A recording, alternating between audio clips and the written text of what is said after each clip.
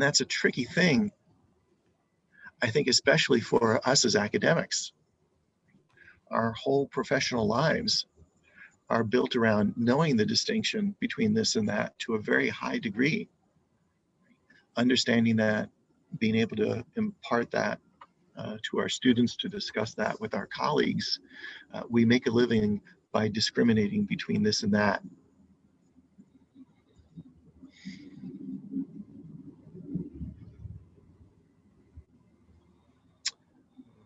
And there's no way around that.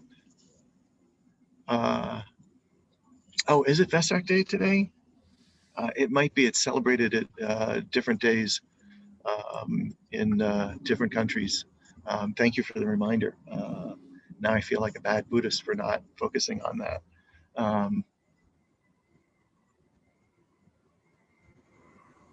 But whether it is or isn't, maybe we can focus on not discriminating. And I realize that word has a very particular meaning in today's society in dealing with issues of racism and discrimination. But with your permission, let's focus on this issue of discriminating just in the sense of thinking where I am right now, this feeling that I have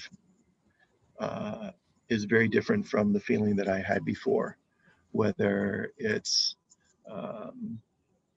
being immersed in all the day-to-day details and yearning for that serenity,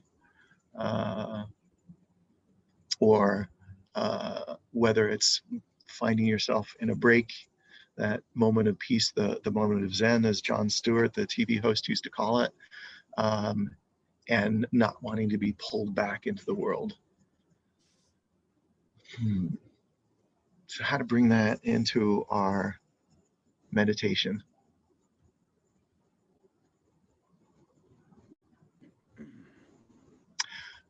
One way is imagining yourself meditating in the middle of a classroom,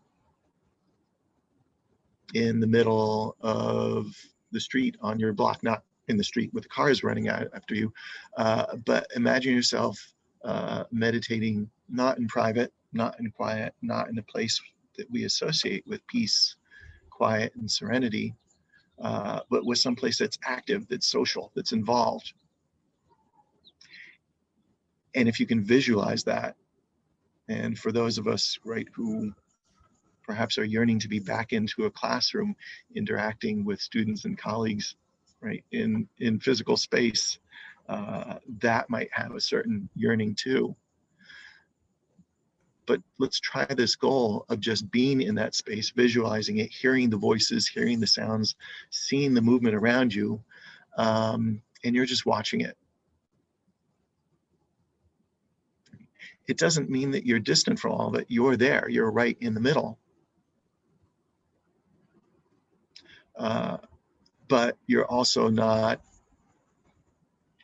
arguing over your neighbor for not cleaning up after your dog, or looking at the sidewalk and wishing somebody hadn't dropped that by the gutter. You're not engaging in the what's right or wrong. You're not diving into discussions with your students. You're just watching things happen.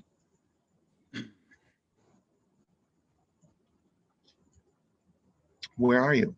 Are you out there with them? Are you in there holding onto your island of serenity with everything happening, around you?